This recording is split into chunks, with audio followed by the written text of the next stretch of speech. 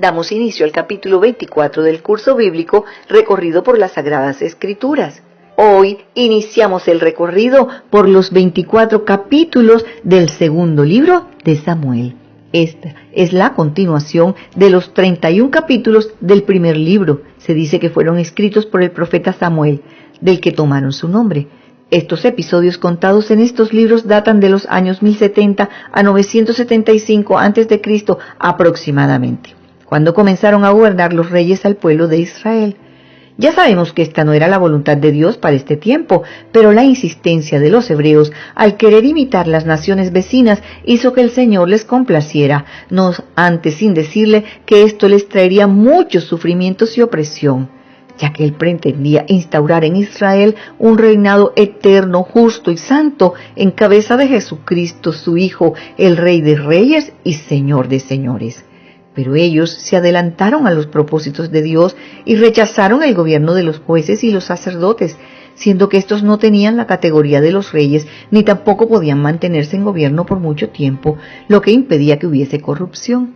¿Recuerdan que en capítulos anteriores les he mencionado que en la Biblia hay libros gemelos porque cuentan las historias muy similares? Pues le diré que Primera de Crónicas es el gemelo de este libro, ya que ahí encontrará las historias que aquí se narran, sobre todo en los capítulos del 11 al 21. Se sorprenderá usted de cómo la inspiración del Espíritu Santo mantiene el hilo conductor con la misma historia desde Génesis hasta el Apocalipsis. Terminamos Primera de Samuel con la muerte de Saúl, el primer rey de Israel, quien no supo aprovechar este gran privilegio y por desobediente y rebelde lo perdió todo y llevó a su familia al exterminio total. Ahora empezamos a caminar por Segunda de Samuel para encontrarnos con David, el personaje central, ya que todos los capítulos se refieren a él, narrando sus triunfos y derrotas, sus errores, las consecuencias de sus pecados. También reconoceremos el inmenso amor por Dios que demostró David en cada uno de sus actos, de tal manera que este ser imperfecto pudo ser tipo de Jesucristo, ya que David, siendo de la tribu de Judá, pudo fungir como sacerdote en algunas ocasiones, como adorador, cantor, compositor de salmos y danzarín. Aún se atrevió a usar el efod, vestidura sacerdotal, y a comer de los panes de la proposición, del cual solo podían tomar los levitas.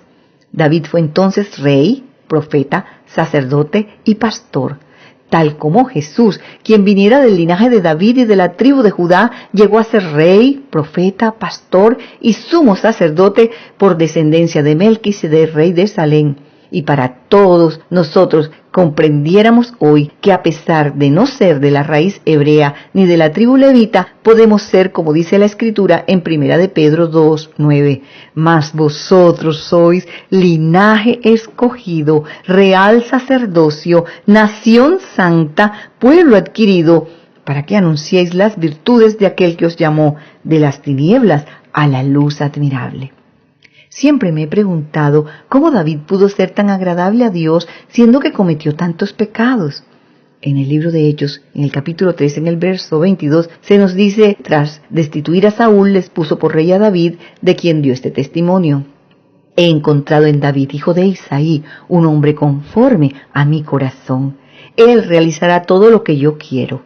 Y en la medida que avanzamos en este recorrido, usted descubrirá la grandeza de un corazón humilde, agradecido, temeroso, con una sensibilidad y amor desbordante que le imposibilitaba odiar a sus enemigos y mucho menos vengarse. Si era necesario sacrificarse, a lo sumo lo haría con tal de no hacerle daño a quienes respetaba y amaba, tal como sucedió con el rey Saúl, quien procuraba matarle, y ni aun así David se atrevió a levantar su espada contra él, ni tampoco dejaba que otros lo hicieran, porque para él el rey se respetaba, puesto que era el ungido de Dios.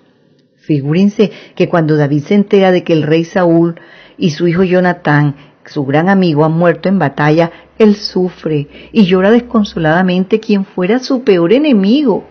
Y el amalecita, que va a darle la razón, creyendo que se va a ganar su favor, le sale el tiro por la culata, como decimos nosotros vulgarmente, puesto que David se enoja tanto al saber que él le ayudó a enterrar la espada con la que se suicidó, que enseguida lo manda a matar.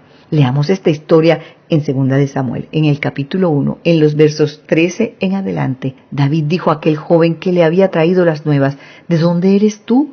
Y él respondió: yo soy hijo de un extranjero amalecita. Y le dijo David: ¿cómo no tuviste temor de extender tu mano para matar al ungido de Jehová? Entonces llamó a David uno de sus hombres y le dijo: ve y mátalo. Y él lo hirió y murió. Y David le dijo: tu sangre sea sobre tu cabeza, pues tu misma boca atestiguó contra ti diciendo: yo maté al ungido de Jehová. Hago un paréntesis. Cuando Dios te diga que no dejes vivo a tus enemigos, es mejor obedecerlo. Si no, miren el ejemplo del rey Saúl, a quien Dios le ordenó que matara a todos los amalecitas. Como no le hizo caso, en mano de uno de ellos murió. ¿Se fijan las virtudes del corazón de David?